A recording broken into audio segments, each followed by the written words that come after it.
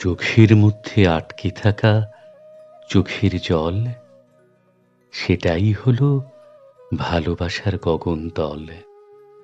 রাখো আমার বুকে আগুন, রাখো তোমার মাথা, সেটাই আমার সপ্তসতী গাথা। যখন আমার মন খারাপ, যখন আমি বাসব, নিজের ঘর ছেড়ে তখন তোমার ঘরে আসব। তোমার চোখে একটু জল, ভালোবাসার গগনতল।